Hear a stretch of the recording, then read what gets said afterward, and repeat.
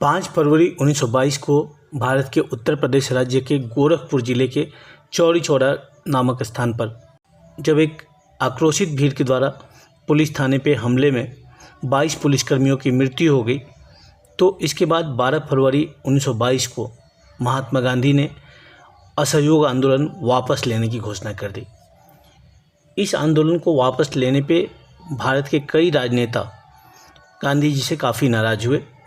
गांधी जी को गिरफ्तार कर लिया गया सरकार के खिलाफ असंतोष भड़काने के लिए। गांधी जी को 6 साल की सज़ा सुनाई गई। इसी समय CR दास और मोतीलाल नेहरू ने औपनिवेशिक सत्ता का विरोध करने के लिए एक नया वैकल्पिक रास्ता सुझाया। उनकी सलाह थी कि राष्ट्रवादी आंदोलनकारी विधान परिषदों का यानी लेजिस्लेटिव काउंसिलों का बहिष्कार को बंद कर दे और इन परिषदों का सदस्य बन के यानी चुनावों में भाग लेके लेजिस्लेटिव काउंसिल के चुनाव जीत के उनके सदस्य बन के वे पाखंडी संसद का पर्दाफाश करें। यानी वह ये दिखाने का काम करे कि विधान परिषदें केवल दिखाने के लिए है, ब्रिटिश सरकार अपनी मनमानी कर रही है।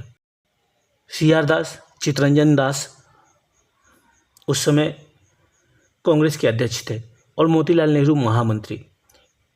इसी समय दिसंबर 1922 में गया कांग्रेस अधिवेशन हुआ और इसी कांग्रेस अधिवेशन में इस नए कार्यक्रम से संबंधित प्रस्ताव रखा गया।